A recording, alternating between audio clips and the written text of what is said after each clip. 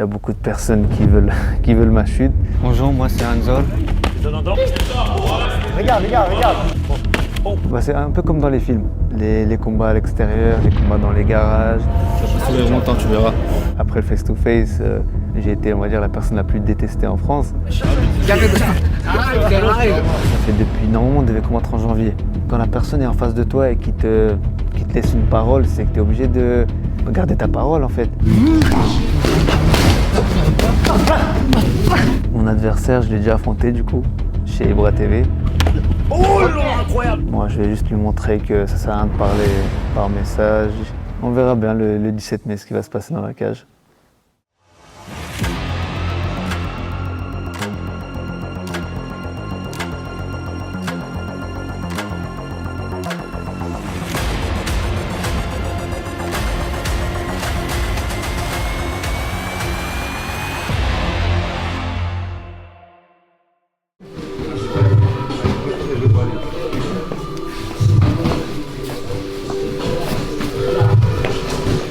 Bonjour, je m'appelle Ansor, j'ai 21 ans, je viens de Caen et je suis combattant professionnel.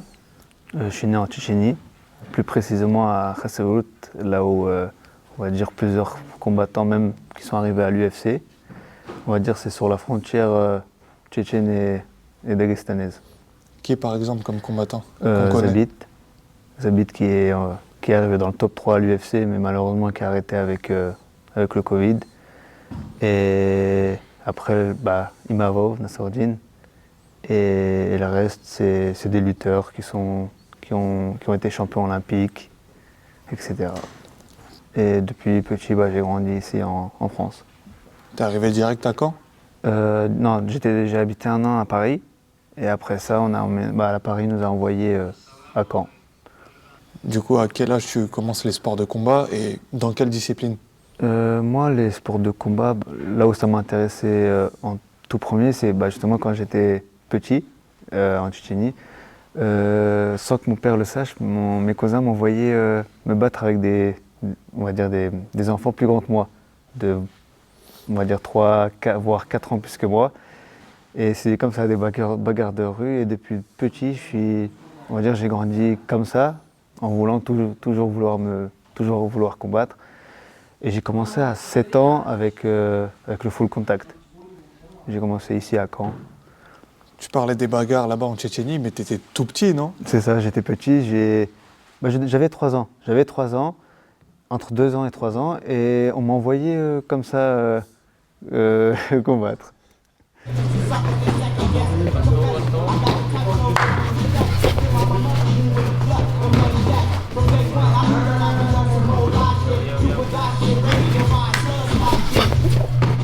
Je suis arrivé en 2007 ici en France, mais je n'ai pas commencé directement parce que en 2007 je devais avoir 4-5 ans je pense, je devais avoir 5 ans. Et à ce moment-là je pense que je n'ai pas fait de sport et c'est à 7 ans que j'ai commencé le full contact à Caen. C'était à Fleury. C'était pas vraiment on va dire compétitif, c'était vraiment, j'ai fait ce sport-là et c'est tout. Et en 2011 on a déménagé en Creuse. Ça n'a rien à voir avec la Normandie, c'est à 400-500 km d'ici. On est parti là-bas parce qu'on avait de la famille. Là-bas, j'ai commencé boxe anglaise. Et en fait, c'était une salle où on avait plusieurs sports en même temps. Anglaise, kickboxing. Et c'est là-bas que j'ai commencé. Du coup, ça veut dire pied-point. Et en même temps, j'avais le judo. En fait, je faisais 3 sports en même temps. Mais ça veut dire on avait un jour c'était anglaise, un jour c'était kickboxing et un jour c'était judo. J'ai essayé de me perfectionner, on va dire, dans chaque sport. Et c'est vraiment dans le judo où je suis parti le plus loin. Je suis arrivé jusqu'à ceinture marron, j'ai fait le championnat de France. Et après ça, à ce moment-là, j'avais 15 ans quand j'ai eu ma ceinture marron. Et à 15 ans, on a remménagé ici à Caen. On est revenu ici. Et depuis 2018, je suis ici à Caen. À quel moment tu découvres le MMA? Le MMA, j'ai découvert... en fait, j'ai fait un combat professionnel, mais sans être dans un club de MMA. Je faisais du Muay Thai ici à Caen et j'ai commencé à faire les combats chez Ibra TV. J'ai fait mon premier combat, c'était dehors. J'en ai fait 2 chez Ibra TV et le troisième, je l'ai fait. C'était un combat professionnel. C'était vraiment dans une cage. C'était la première fois qu'il. Il est répertorié ce combat sur ça, il est Tapologie. sur YouTube, même sur Tapologie aussi. Et C'est un combat où je suis parti combattre, mais sans expérience en MMA, rien du tout, juste Muay Thai. Et malheureusement, j'ai perdu par décision, parce que justement le sol, je connaissais rien du tout. Comment t'as atterri là-bas du coup? Comment t'es arrivé dans un combat officiel, comme on a dit, qui est répertorié, mais t'as jamais fait de MMA? Même moi, je ne sais pas du tout comment j'ai atterri là, parce qu'à ce moment-là, je travaillais, et à ce moment-là, je vois que Ibra il travaille avec un manager, qui est la BTT, avec Guillaume Pelletier. Et j'ai vu que Ibrahim avait mis une story comme quoi, s'il y a des gens qui sont intéressés pour combattre, bah, contactez-le. Moi, j'ai contacté directement. Je sais pas, à ce moment-là, je l'ai contacté. Et c'est comme ça que j'ai atterri en Belgique pour faire mon premier combat professionnel. Du coup, Ibra TV, c'était après ou avant ce combat? Non, c'était pendant. Ok. Parce que avant que je fasse ce combat professionnel-là, j'avais déjà fait deux combats chez Ibra TV, qui étaient sur un terrain de foot et un deuxième qui était dans un garage. Bonjour, moi c'est Anzor, j'ai 19 ans, je viens de Caen. Et là, c'est la première fois que je participe chez Ibra TV. Pas mal. Et donne. Oh, déjà confiance. Oh, c'est la dernière fois. Oh, là, incroyable. Allez, ouh. Regarde. Fanny, je t'avais dit toi, je te le dis pas, moi.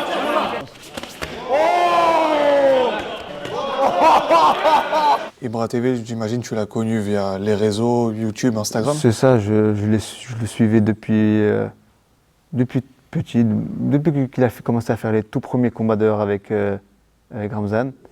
C'est comme ça que j'ai découvert, mais je ne pouvais pas combattre à ce moment-là. Je voulais, mais je savais qu'il fallait avoir 18 ans, que j'étais mineur à ce moment-là, je ne pouvais pas combattre. Donc j'ai attendu mes 19 ans. Il y avait un tournoi à faire et c'est vraiment quart de finale, demi-finale, finale et tu gagnes une somme. Mais dans ce tournoi-là, il y avait un autre Tchétchène. Et nous, chez nous, on ne combat pas l'un contre l'autre. Donc j'ai laissé tomber cet événement-là et on me recontacte, je pense, 3 mois après, parce qu'ils allaient faire le premier événement en kickboxing. Et moi, ça tombe bien, j'en faisais à ce moment-là. On me contacte et je fais mon tout premier combat, je gagne par KO. Enfin, l'arbitre, il a compté 3 fois. Oh là, incroyable. Oh là là là là. Pom. Et au premier round, et c'est comme ça que je suis rentré dedans. Comment tu as vécu ces combats là-bas? Est-ce que tu peux comparer par rapport à ce que tu ressens dans la cage, dans un cadre, on va dire, plus professionnel? Non, bien sûr, c'est vraiment différent. Parce que chez Ibra TV, t'as pas de public. Même si tu en as, c'est max 10-15 personnes. Alors que quand tu combats dans une cage ou sur un ring, tu as plusieurs centaines de personnes. Et c'est vraiment différent, mais moi, ça me change rien du tout. Il peut y en avoir même 20 000, ça va pas m'impacter, ça va pas changer grand-chose. Mais oui, c'est différent parce que dehors, c'est dehors. C'est vraiment, on va dire, c'est une expérience à faire, à tester. Et c'est ce que je voulais faire à ce moment-là. Et je me suis dit, je pensais même pas à la visibilité. C'était l'époque, quand j'ai fait ce combat-là, c'est parce que c'était l'époque où le Covid venait de se terminer. Et moi, les salles étaient fermées, il n'y avait pas de compétition, il n'y avait rien du tout. Et ça tombait bien pour que je fasse ce combat-là et que, on va dire, je me remette en forme. Ils avaient pas la patience, je pense, comme moi, d'attendre que les salles rouvrent ou les compétitions. Donc, je pense que c'est vraiment à ce moment-là que plusieurs combattants sont venus pour combattre là-bas. Qu'est-ce que tu en gardes de ce passage chez Ibra? J'imagine que ça a été quand même une bonne expérience. C'était une très bonne expérience parce que le premier combat, je l'ai fait dehors. Deuxième combat, c'est un peu comme dans les films. Les combats à l'extérieur, les combats dans les garages, les combats entourés de pneus, entourés de paille. C'est vraiment comme dans les films. Et l'ambiance avec les gens qui crient. Moi, j'ai eu la chance d'affronter des bons combattants. Je ne suis pas tombé sur on va dire des débutants, parce que moi, j'aime absolument pas ça. Et non, je suis tombé sur des très bons combattants et je kiffe la bagarre. C'est ce que j'allais te demander. T'aimais bien, toi, cette ambiance, ce cadre-là? J'aimais beaucoup. Vraiment, j'aimais beaucoup. Ça, je suis pas un bagarreur de rue, mais on va dire, C'était un combat de rue, mais professionnel, on va dire. J'essayais d'être le plus professionnel possible, de ne pas faire des gestes qui servent à rien. Donc, et non, c'était une très très belle expérience. Est-ce qu'on va te revoir chez Ibra ou pas? Je pense pas, non, je pense pas que... Non, je pense pas parce que là, j'essaie d'être à fond focalisé sur ma carrière professionnelle. Même Ibra, il m'avait dit, il m'avait conseillé de passer en pro, même si j'étais déjà en pro, mais on va dire pour continuer. Et non, je pense pas que je vais revenir là-bas. Bon, malheureusement, je pense qu'il y a une certaine déception pour les gens parce que la dernière fois qu'on t'a vu apparaître sur la chaîne, c'était lors d'un face-à-face face à Paul Denat. Ça, on va bien. Alors, ah là là là là là là là là là. Attends, juste, attends. Alors les gars, je pense que ça peut être qu'un combat de feu, mais... Ça peut durer longtemps, tu verras. Toi, t'aurais aimé faire ce combat chez Ibra ou même dans une autre orga? Bien sûr, parce que Paul, moi, je ne l'ai jamais sous-estimé. Je ne l'ai pas rabaissé, ni pendant le face-to-face, ni sur les réseaux. Je me suis dit, à ce moment-là, je crois qu'il était champion de France, si je ne me trompe pas. Juste après, il devait faire les championnats du monde. C'est ça. Donc, battre un combattant comme ça, c'est... Même si c'est pas, on va dire, sur Tapologie, ou même si ce sera que sur YouTube, c'est une expérience. Au moins, je me dis que si jamais je continue en amateur, je peux faire quelque chose. Donc, à ce moment-là, oui, il m'intéressait, Paul. Pas pour, on va dire, le buzz, parce que je sais que beaucoup de personnes à ce moment-là, après le face-to-face, j'ai été, on va dire, la personne la plus détestée en France. Mais moi, ça me faisait rire. Moi, c'était vraiment, vraiment drôle parce qu'ils étaient vraiment... ils avaient beaucoup de choses à dire contre moi. Mais pour quelle raison? Parce qu'ils pensaient que j'avais quelque chose contre Paul. Moi, j'ai absolument rien du tout contre lui. Je pense qu'il le sait. Si j'avais vraiment quelque chose contre lui, je sais pas, j'aurais fait quelque chose, je pense, pendant un face-to-face. Et non, un combat à ce moment-là qui m'intéressait, maintenant, je pense pas. Il y avait du monde qui était au courant de ce face-to-face ou pas? Il y avait moi, je pense, ouais, moi du coup, Paul, vu que l'arbitre du coup, et Paul du coup. Je dis ça parce que il y avait l'air d'avoir beaucoup de monde au moment du face-to-face, ça a ramené du monde en tout cas forcément. Oui, parce que il y a eu un regroupement, ça veut dire les personnes à l'extérieur, genre je connaissais personne, vraiment à l'extérieur, les personnes qui étaient vraiment autour, je connaissais personne. Moi, il y avait juste 2 amis à moi, mon père et mon cousin qui est là. Et le reste, je connaissais vraiment personne, je ne sais même pas d'où ils sont apparus. En fait, quand tu es concentré sur un face-to-face, tu ne vois pas ce qu'il y a autour. Et c'est que sur la vidéo que j'ai vu qu'il y avait autant de monde autour de ça. Enfin, autour de nous, du coup. Toi, tu l'as senti déstabilisé par tout ça? C'était, on va dire, c'était un rôle à jouer. Je savais que j'allais être le méchant dans l'histoire. Parce que c'est moi qui le provoque, c'est moi qui viens lui parler après son combat. Et je pense que c'est un plus pour lui, un plus pour moi.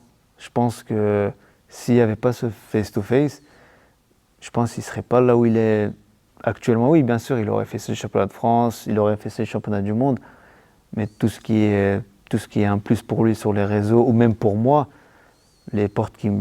plusieurs organisations m'ont ouvert les portes, et même pour lui aussi, du coup. C'est un face-to-face qui a duré, je pense, 5 minutes maximum, et qui a fait le tour de la France. Je t'envoie mon calendrier, l'année prochaine en 2024 je suis libre. On se fait ça en 2024, sans problème. En janvier 2024 on se fait ça. Maintenant ou jamais? Non, pas maintenant. Pas maintenant. T'es un homme, t'acceptes. Non, pas maintenant. C'est pas la première fois que tu En refuses. plus on dit pas, c'est un combattant pro. T'as peur, personne va te toucher ici. Frère, j'ai À part peur, moi, j'ai peur. à part moi, il y aura T'inquiète pas, personne. j'ai pas peur, t'inquiète pas. Alors, regarde-moi dans les yeux alors. Mais frère, on a fait 2 minutes de face à face, frère. Tu veux quoi? Tu veux me galoche? Arrête, qu'est-ce que tu fais là?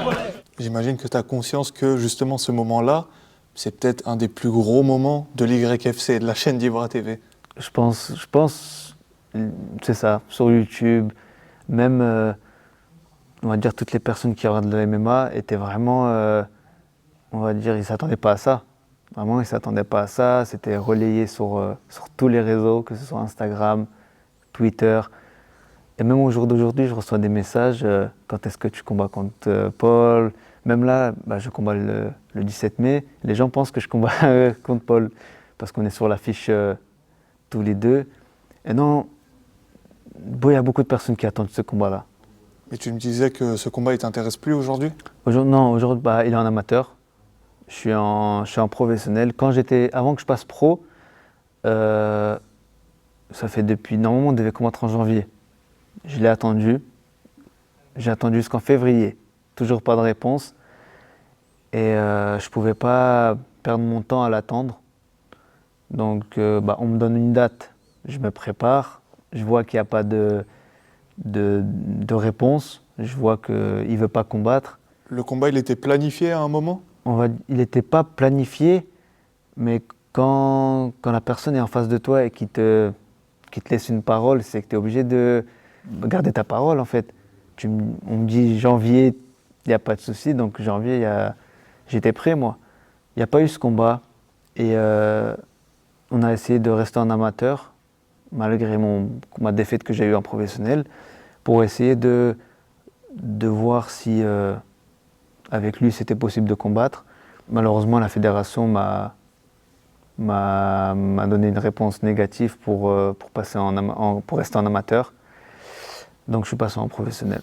Ouais, parce qu'il y avait déjà le fameux combat, le premier combat pro alors que tu faisais du Muay Thai concrètement. C'est ça qui a bloqué? C'est ça en fait, le fait que j'ai déjà un combat pro, ils n'ont pas vraiment regardé mon combat. Je pense qu'ils n'ont pas regardé l'expérience que j'avais. Je pense qu'ils n'ont rien regardé. Juste ils ont vu que j'avais un combat pro. Et le fait de voir un combattant pro revenir en amateur, je pense que c'est ça qui a posé problème. Parce qu'à ce moment-là, j'avais un combat amateur au COF. Et à 5 jours de l'événement, on m'appelle, on me dit que la fédération ne veut pas me laisser passer en amateur. Maintenant, il fait sa carrière, je fais la mienne. Du coup, le seul espoir qui nous reste, c'est en professionnel. C'est ça. Je peux pas me permettre de recombattre chez Ibra. Au début, oui, c'était que chez Ibra. Même si n'importe quelle organisation nous contactait pour combattre en amateur, j'aurais dit non. Même pour n'importe quelle somme, j'aurais pas combattu. Parce que c'est là où ça a commencé chez Ibra. Et c'est comme si j'allais combattre ailleurs, j'allais être comme un traître pour Ibra. Parce que c'est de là-bas que ça a commencé, le buzz a commencé là-bas. Et je ne peux pas me permettre d'aller en donner à d'autres organisations.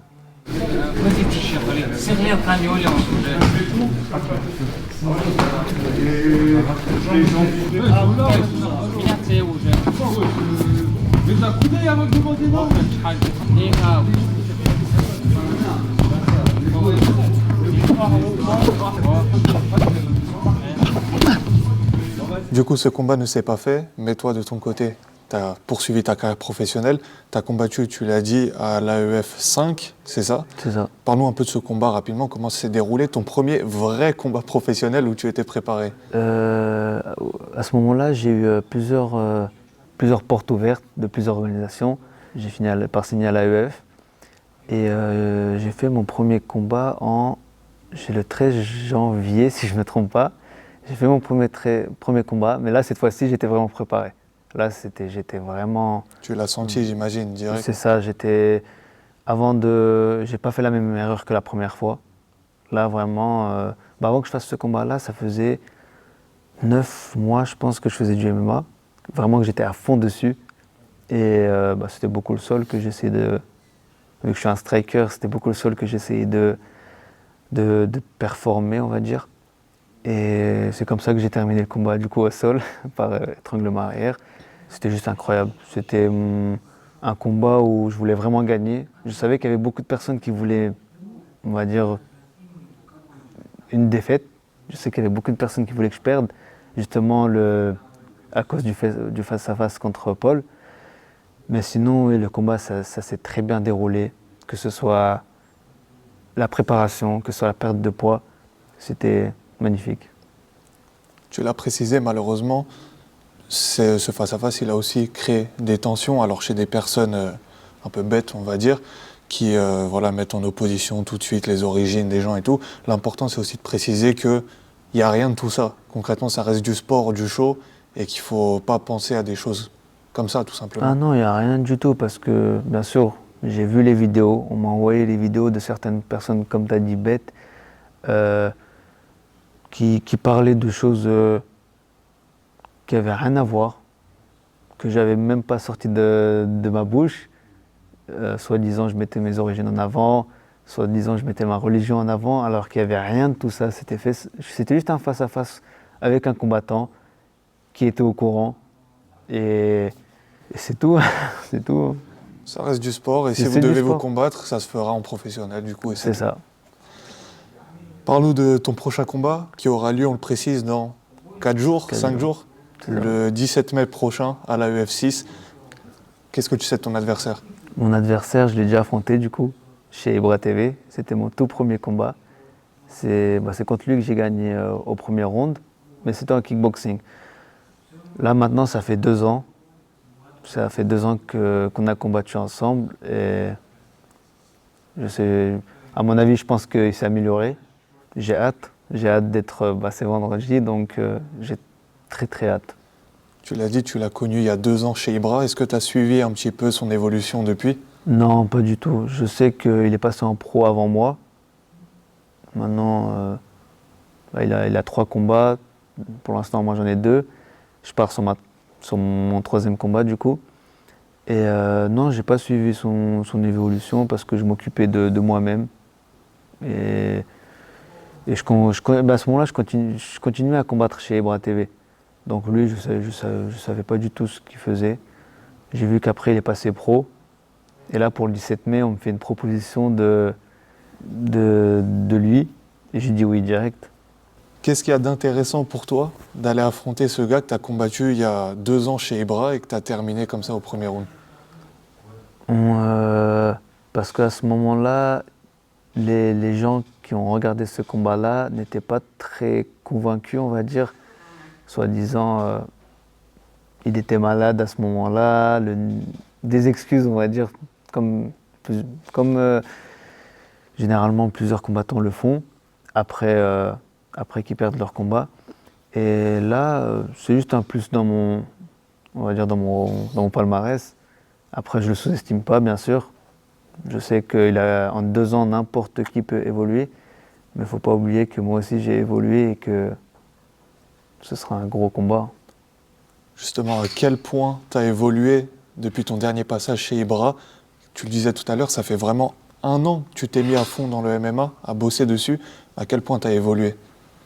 Je vais pas dévoiler, on va dire mes secrets, mais j'ai évolué dans tout, on va dire. J'étais j'étais un striker de base en Muay Thai et j'avais beaucoup le style Muay Thai. Et en passant au MMA, c'est là que tout a changé. Vraiment que tout a changé. Je suis polyvalent. Je peux rester debout comme au sol. En fait, quand j'ai commencé l'anglaise, il me fallait quelque chose pour terminer le combat. Ça veut dire que je rajoutais les jambes. Mais je voyais qu'en rajoutant les jambes, il n'y avait pas grand-chose qui changeait. Mais j'ai rajouté le judo, ça veut dire les projections. Et vu que ça fait un mélange de tout, ça se termine par le MMA. J'imagine que ton adversaire, il doit avoir en travers de la gorge encore cette défaite d'il y a 2 ans. Il va prendre ça comme une revanche. Toi, tu le prends comment ce combat? Et j'imagine que tu es prêt au fait que lui il va arriver avec les crocs. Moi, je pense que c'est pas un hasard. Si j'ai reçu une proposition de lui comme combattant, je pense que je le prends comme une revanche pour sa part. Je pense qu'il a vu sa revanche. Et parce qu'il a essayé de me faire quelques pics sur les réseaux, surtout en privé. Moi, je vais juste lui montrer que ça sert à rien de parler par message, d'essayer de faire le buzz, on va dire, même si pour le moment je suis personne. Il a essayé de me lancer des pics, mais on verra bien le 17 mai ce qui va se passer dans la cage. On a essayé déjà de gratter, entre guillemets, ton buzz, de venir te provoquer, te chercher. Oui, beaucoup de personnes, surtout après le face-à-face contre Paul, beaucoup de personnes voulaient m'affronter chez Ibra TV. Beaucoup de personnes. Je ne les prenais pas au sérieux. Je ne répondais pas à leurs messages. Et même je répondais à quelques messages, mais c'était vraiment des gens bêtes. Au début, je répondais.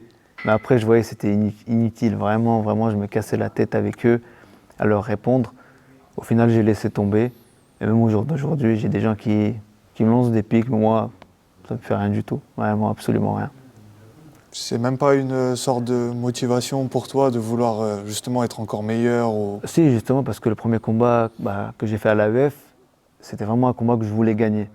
Pour leur montrer surtout que je suis pas juste un combattant qui combat dans la rue. Je suis vraiment quelqu'un qui veut devenir un vrai combattant professionnel.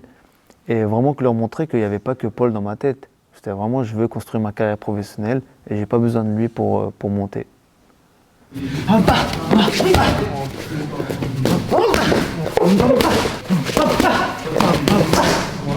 Qu'est-ce qu'on peut attendre de toi sur ce combat du 17 mai? Beaucoup de choses. Je pense beaucoup de choses. Même, il y aura beaucoup de différences par rapport à mon premier combat que j'ai fait à l'AEF.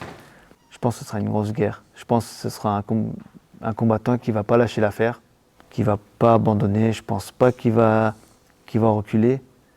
Parce que justement, il veut... En fait, moi j'ai tout à perdre de ce combat-là. Lui, non. Parce qu'il a déjà perdu. Et là, s'il gagne ce combat-là, il a tout gagné du coup. Moi, je perds tout. Et non, ce sera une grosse guerre. Ce sera vraiment, vraiment une grosse guerre. S'il veut rester debout, on restera debout. Ça veut dire que je le terminerai comme à mon premier combat. Et s'il veut aller au sol, on partira au sol.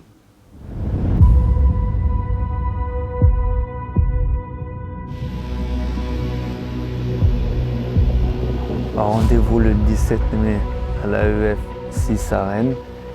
Et je remercie, on va dire, toutes les personnes qui sont autour de moi, qui me donnent de la force sur les réseaux, même si y a beaucoup de personnes qui veulent ma chute.